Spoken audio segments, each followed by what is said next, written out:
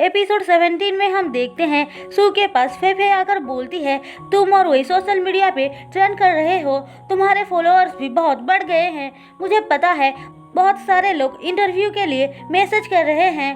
तभी यूई चिल्लाते हुए आता है और कहता है, मास्टर आपकी मॉम आ रही है। सू कहती है, मैं जानती हूँ। अब सीन शिफ्ट होकर हमें सू की मॉम को दिखाया जाता है। उनकी हिल सीढ़ियाँ चढ़ते टाइम टूट जाती है।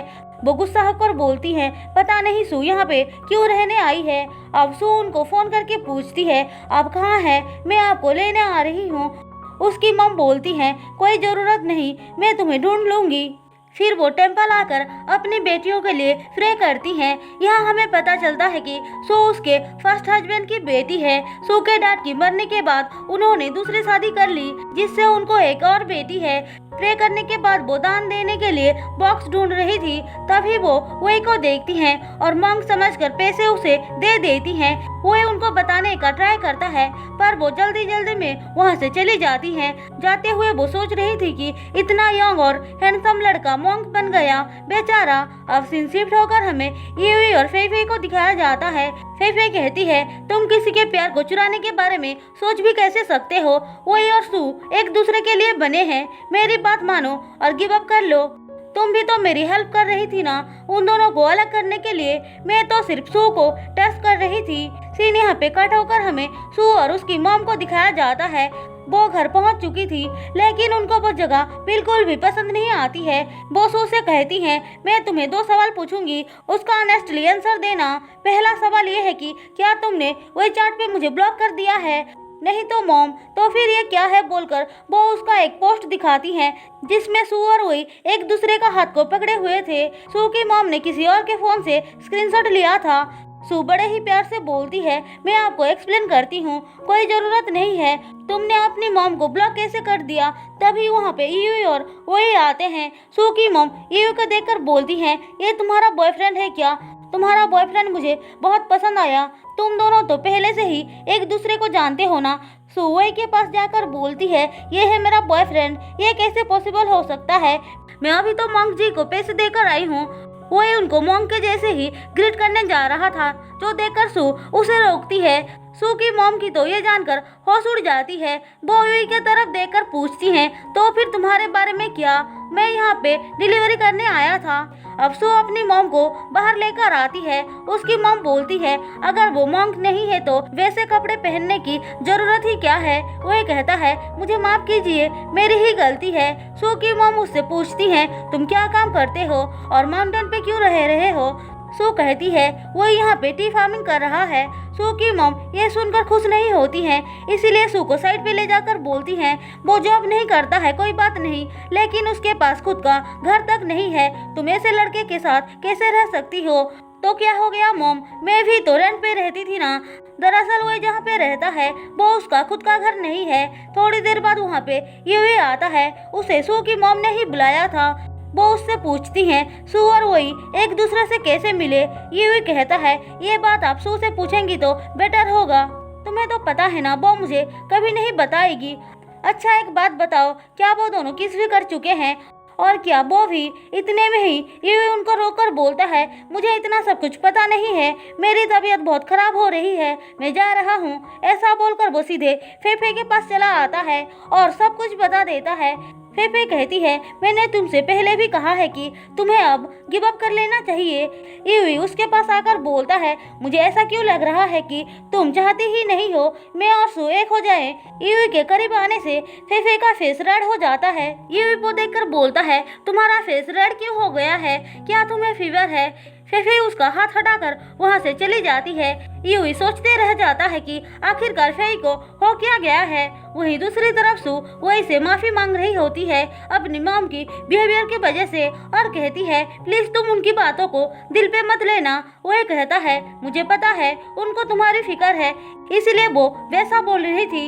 अब रात को उसकी मॉम पूछती है, क्या तुम और वही ने? मॉम आप ये सब क्या पूछ रही हैं? तुम मेरे सवालों का जवाब दो। सू कहती है, आप जो सोच रही हैं वैसा कुछ भी नहीं हुआ है, लेकिन उसकी मॉम को अब भी टेंशन हो रही थी।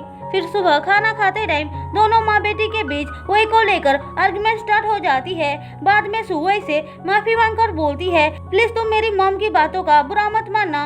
वो तुम्हारी मॉम है, उनके बातों का बुरा कैसे मान सकता हूँ। तुम चिंता मत करो, वो बहुत जल्दी ही यहाँ से चली जाएंगी। कोई बात नहीं, मुझे पता है वो तीखी बातें बोलती हैं, लेकिन उनका दिल साफ है। तुम बहुत स्वीट हो बोलकर सू से गले लगा लेती है। तभी उसकी मॉम आ जाती है और कहती है, तुम्हें काम पे नहीं जाना है क्या? मैं जा रही हूँ मॉम, जल्दी जाओ, मुझे ओए के साथ थोड़ा टाइम बिताना है। सू के जाने के बाद ओए उनको विलेज दिखाने लेकर जाता है। इसके बाद हमें विलेज के लोगों को दिखाया जाता है। चिप उनको सिंचन का इवेंट वाला वीडियो दिखाते हैं, जिसमें वो बोल रहा था कैसे 37 फाउंडेशन की हेल्प से उसकी सिस्टर विलेज वालों की हेल्प कर रही थी। चिप कहता है, इतने दिनों से वो हमारी हेल्प कर रही थी और हमें पता ही नहीं चला। सेकंड ग्रैनी बोलती है, इसका मतलब डिफिकल्ट टाइम पे वो ही हमारी हेल्प कर रही थी। सच पता चलने के बाद सारे लोगों को अपनी गलतियों का एहसास होती है। चिप कहता है, हमने उसके लिए कुछ नहीं किया, पर उसके बेटे को जरूर टी ग्रो करने में हेल्प करेंगे। हम देखते हैं हावी इस बार ओए की सपोर्ट करने के लिए मान जाता है। वो सिर्फ ओए की मॉम की वजह से उस पर गुस्सा था, लेकिन अब उसे पता चल चुका था कि ओए की मॉम ने अपनी गलतियों का भरपाई करने के लिए मरते दम तक उनकी हेल्प की। वो सब लोग बाहर आते हैं तो ओए और सू की मॉम को देखते हैं। चिप कहता है, हमें 37 फाउंडेशन के बारे में सारा सच पता चल चुका है, कैसे तुम्हारी मॉम ने हम सब की हेल्प किया। वैसे अगर तुम्हें कोई प्रॉब्लम होगी तो हम लोगों को बता देना। उन सब की बातें सू की मॉम भी सुन रही थी। अब वो उनको सू का ऑफिस दिखाने के लिए लेकर आता है। हम देखते हैं सू की मॉम वही के बारे में सर्च करती है तो उनको पता चल जाता है कि वही हावी कॉफी के सीईओ का बेटा है। उनको फाउंडेशन के बारे में भी पता चल जाता है। अब वही उनको टी शर्ट दिखाने लेकर आता है। वो कहती है, तुम्हें क्या लगता है मैं तुम्हारे जैसे इंसान को अपनी बेटी का हाथ दूंगी? वही बोलता है, मैं उसका बहुत अच्छे से ख्याल रखूंगा, आप चिंता मत कीजिए। लेकिन वो वही की एक नहीं सुनती है। अब पानी पीते टाइम गलती से गर्म पानी सीडलिंग्स के ऊपर गिर जाता है। वही वो देखकर परेशान हो जाता है। सू की मॉम उससे माफी मांगती है। सीन यहाँ पे कट होकर हमें सू को दिखाया जाता है। वो लाइव स्ट्रीम कर रही थी, लेकिन सेट के पास आते ही वो यूई को लाइव स्ट्रीम कंटिन्यू करने को बोलकर सेट के अंदर चली आती है। वो अंदर आती है तो देखती है वो एक सीडलिंग्स को निकाल रहा था जो खराब हो गया था। वो वही से पूछती है, ये सब कैसे हुआ? पर वही उसको नहीं बताता है। अब सू की नजर अपनी मॉम के वाटर बोतल पे जाती है और वो समझ जाती है कि उसकी मॉम ने ही सीडलिंग्स को खराब किया है, इसलिए अपनी मॉम के पास आकर लड़ाई करने लगती है। वो उनको बहुत बातें सुनाती है और कहती है, इतने सालों के बाद आप मेरे पास क्यों आई है? बचपन से ही मैंने अकेले ही सब कुछ हैंडल किया, अब मैं बहुत बड़ी हो चुकी हूँ, अपना ख्याल रख सकती हूँ, आपको चिंता करने की कोई जरूरत नहीं है। उसकी मॉम बोलती है, मैंने जानबूझकर कुछ नहीं किया, गलती से पानी गिर गया, उसके लिए मैंने वैसे माफ़ी भी मांगी है। कोई बात नहीं, तुम्हें अगर मेरी ज़रूरत नहीं है ना तो फिर मैं जा रही हूँ। ऐसा बोलकर वो चली जाती है। इसी के साथ एपिसोड 17 खत्म होता है। दोस्तों, अगर आपको मेरी एक्सप्लेनेशन पसंद आई हो तो चैनल को सब्सक्राइब और वीडियो को लाइक जरूर कर देना।